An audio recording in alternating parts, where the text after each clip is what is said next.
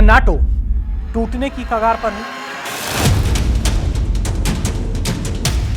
क्या दुनिया के सबसे ताकतवर सैन्य गठबंधन अब अंदर से कमजोर पड़ रही है?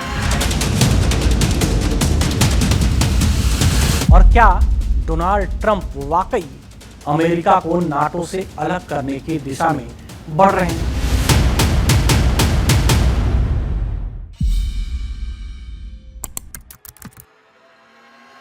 ईरान के खिलाफ युद्ध ने अब सिर्फ मिडिल ईस्ट ही नहीं बल्कि पश्चिमी देशों की एकता को भी हिलाकर रख दिया है। ट्रंप का गुस्सा अब सिर्फ बयान नहीं रहा, ये एक बड़ा संकेत है। संकेत उस बदलाव का जो आने वाले समय में वैश्विक ताकत के संतुलन को पूरी तरह बदल सकता है। सवाल बड़ा है, क्या नाटो अब इतिहास बनने जा रहा है? ईरान के खिलाफ चल रहे युद्ध ने अब एक नई और खतरनाक दिशा पकड़ ली है। यह सिर्फ अमेरिका बनाम ईरान की लड़ाई नहीं रही, बल्कि अब पश्चिमी दुनिया की एकता की असली परीक्षा बन चुकी है। और इस परीक्षा में नाटो यानी नॉर्थ अटलांटिक ट्रीटी ऑर्गेनाइजेशन कहीं ना कहीं बिखरता हुआ नजर आ रहा है। अमेरिकी राष्ट्रपति डोनाल्ड ट्रंप का गुस्सा अब खुलकर सामने आ चुका है। मियामी में एक इन्वेस्टमेंट फोरम के दौरान ट्रंप ने साफ शब्दों में नाटो देशों को निशाने पर लिया। उनका कहना था कि हम हमेशा उनके लिए खड़े रहें, लेकिन जब हमें उनकी ज़रूरत थी तब वो हमारे साथ नहीं थे। ये बयान सिर्फ नाराज़गी नहीं बल्कि एक बड़ी रणनीतिक सोच की झलक है। दरअसल 28 फरवरी को अमेरिका और इजराइल ने मिलकर ईरान पर हमला शुरू किया, लेकिन हैरानी की बात यह रही कि इस बड़े फैसले से पहले अमेरिका ने अपने यूरोपीय सहयोगियों से कोई सलाह तक नहीं ली। यही वजह रही कि ब्रिटेन, फ्रांस और जर्मनी जैसे बड़े नाटो देशों ने इस कार्रवाई से दूरी बना ली। युद्ध जैसे जैसे आगे बढ़ा, अमेरिका को एहसास हुआ कि वो इस लड़ाई में लगभग अकेला पड़ता जा रहा है। ट्रंप ने कई बार अपने सहयोगियों से मदद मांगी, खास तौर पर हॉर्मुज स्ट्रेट को खुलवाने के लिए सैन्य सहयोग की अपील की गई, लेकिन जवाब क्या मिला? समर्थन है लेकिन सैनिक नहीं भेजेंगे। यही बात ट्रंप को सबसे ज़्यादा चुभी है। उन्होंने नाटो देशों को डरपोक तक कह दिया और यहाँ तक बोल दिया कि अमेरिका के बिना नाटो सिर्फ एक कागजी शेर है। इतना ही नहीं, ट्रंप ने यह भी साफ कर दिया कि अगर सहयोगी अमेरिका के लिए खड़े नहीं होंगे तो अमेरिका को भी उनके खिलाफ खड़े रहने की कोई ज़रूरत नहीं है। अब सवाल उठता है कि क्या ये सिर्फ गुस्से में दिया गया बयान है या फिर एक बड़े बदलाव की शुरुआत?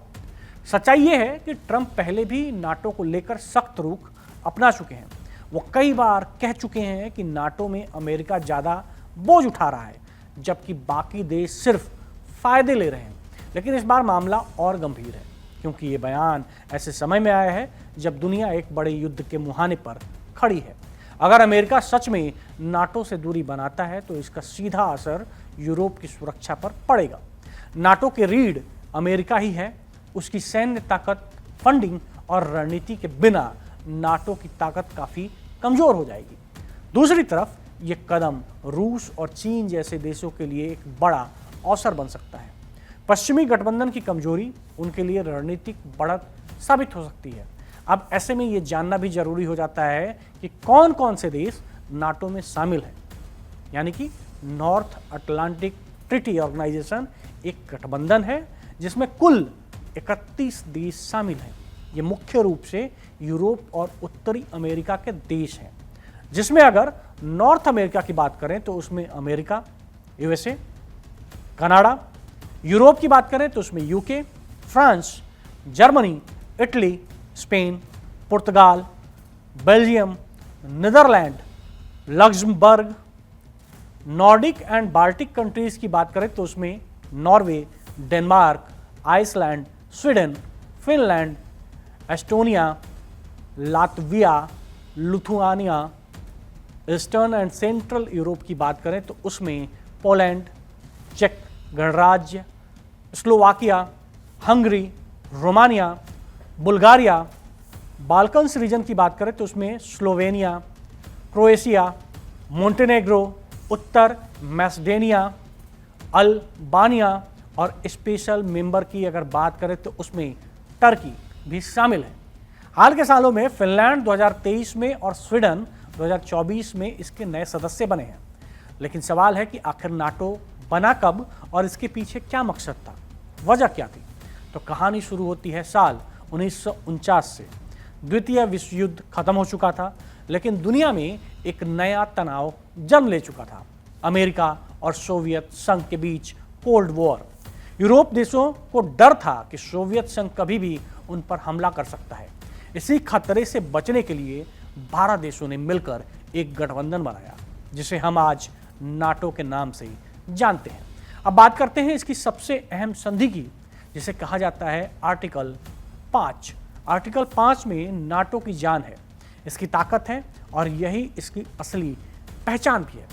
इसी संधि के तहत साफ कहा गया कि अगर नाटो के किसी एक देश पर हमला होता है तो उसे सभी सदस्य देशों पर हमला माना जाएगा।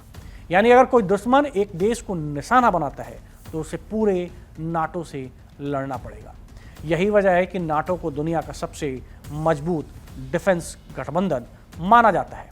यह सिर्फ एक समझौता नहीं बल्कि एक सामूहिक सुरक्षा की गारंटी है। अब तक इतिहास में आर्टिकल 5 का इस्तेमाल सिर्फ एक बार हुआ है, 11 सितंबर 2001 जब अमेरिका पर आतंकी हमला हुआ था। तब पूरे नाटो ने एकजुट होकर अमेरिका का साथ दिया। तो साफ है कि नाटो सिर्फ एक संगठन नहीं बल्कि एक ऐसा सुरक्षा कवच है जो अपने हर सदस्य को ये भरोसा देता है कि तुम अकेले नहीं हो। पर अब उससे ट्रंप के अलग होने के विचार नाटो के लिए झटका साबित होंगे। यहाँ ताजा खबर के साथ हर दिन की शुरुआत कड़क है। आमने सामने बैठ रखते हैं बात पूरे दम से, आराम से। चर्चा होती है बेधड़क। यहाँ किस्से कहानियों में बोल सरल और अंदाज बेहद कड़क मिलता है। जीने में एक तेवर है जो आता है सही ज्ञान, जानकारी और उससे कमाई कड़क नोट से। इधर मौके पर चौका नहीं छक्का लगा जलवा दिखाते हैं। कड़क क्रिकेट से अपने रोमांच को जो बढ़ाते हैं। यहाँ की हर बात का मिजाज एक है, मिजाज कड़क। आपका अपना YouTube चैनल कड़क लाइव बेधड़क। क्रिकेट का हर एंगल क्लियर कट, ओपिनियन हो या एनालिसिस, डिलीवरी होगी एकदम कड़क। कड़क लाइव बेधड़क।